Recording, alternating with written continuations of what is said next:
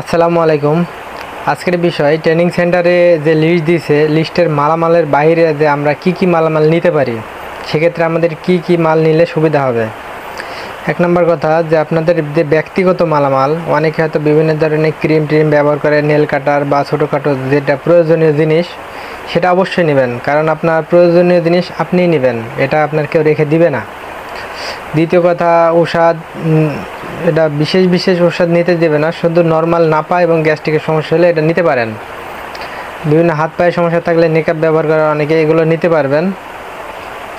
আর আপনারা যেহেতু 19 তারিখ চলে যাবেন নিজ নিজ 600 ব্যাটালিয়ানে, সেখান থেকে আপনাদের ট্রেনিং সেন্টারে যেখানে হবে এটা সেখান থেকে পাঠিয়ে দিবে আপনাদের।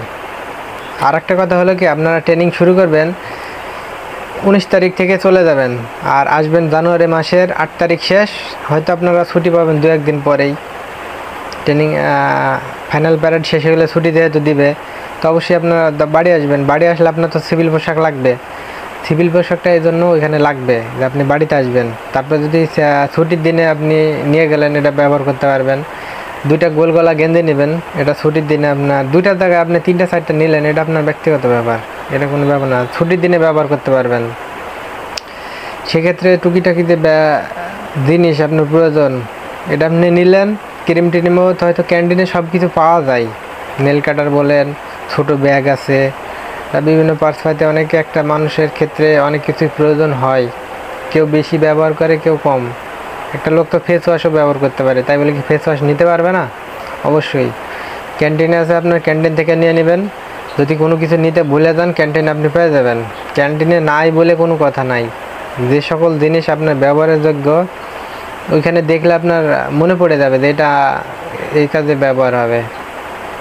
প্রেভিশন ক্রিম আছে, এটা ওইখানে পাওয়া যায়, এখন হয়তো এটা ব্র্যান্ড হয়ে গেছে, তবে চুলকানির ক্রিমটাও এটা ক্যান্টিনে পাওয়া যায়। বাকি যে কোনো সমস্যা থাকলে সেটা হসপিটালে পাঠিয়ে দিবে বা রেফার করে দিবে, কিন্তু ছোটোখাটো সমস্যার ক্যান্টিন সব আছে।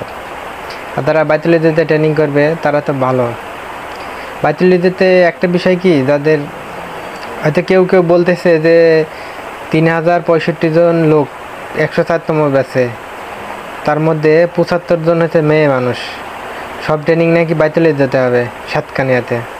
মানে এত লোকের জায়গা আমার জানা মতো এখানে দিতে পারবে না, একসাথে এত লোকের ট্রেনিং হয় না, বিভিন্ন জায়গায় হবে। তবে এখানে যাদের উচ্চতা বেশি থাকে সাধারণত তাদেরই ওইখানে বেশি পাঠাই, হাইট যাদের বেশি থাকে আর কি। বিশেষ করে অনেকে কি করে, ট্রেনিং যখন শেষ হয়ে যায় তখন ক্যান্টিনে তো অনেক ডিজাইনের বা অনেক ধরনের লোগোওয়ালা গেঞ্জি পাওয়া যায়, তখন এই গেঞ্জিগুলো অনেক বেশি করে নিয়ে আসে। আবার আপনি মনে করতেছেন যে আমি এখান থেকে না নিয়ে যাই ওখানে কোনো গোল গলা গেঞ্জি বা কোনো কিছু নিব না, ওখানে নিয়ে যেয়ে আপনি ক্যান্টিন থেকে কিনে ব্যবহার করতে পারবেন, সব রকম পাওয়া যাবে। আপনি যদি পায়জামা পাঞ্জাবি অনেক সময় যদি সাদাটা না পাওয়া যায়, ওখানে যাই তাও পাবেন। মানে আপনি এখানে তো পাবেনই, আবার ট্রেনিং সেন্টারে যাও আপনি সব পাবেন, মানে জিনিস আপনার ডবল ডবল হয়ে যাবে।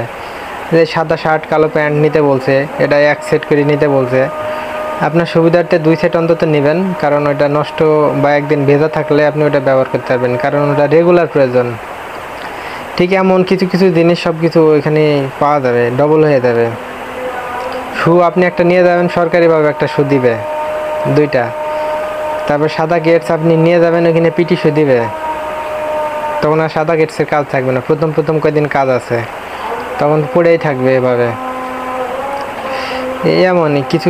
আর সরকারি মশারি, ওখানে মশারি দেবে। অনেকে প্রশ্ন করছে যে আমাদের কি মশারি কিনে নিয়ে যাওয়া লাগবে? মশারি দিবে এখানে, মশারি আপনাকে আগেই দিয়ে দেবে, যেদিন যাবেন ওই দিনই, না দিলে পরের দিন দিয়ে দিবে। কারণ মশারি লাগানোর নিয়ম মানে রেগুলার, সন্ধ্যার পরেই মশারি লাগানোর নিয়ম, স্ট্যান্ডের সাথে মশারি ঝুলবে। মশার ব্যাপারটা খুবই সেন্সিটিভ ওইখানে। যাই হোক, টুকিটাকি কম বেশি অনেকের অনেক জিনিস প্রয়োজন আছে, আপনারা সাথে নিয়ে যাবেন। ওইখানে কয়েকটা নিষিদ্ধ পণ্য ছাড়া সব কিছু নিয়ে যেতে পারবেন।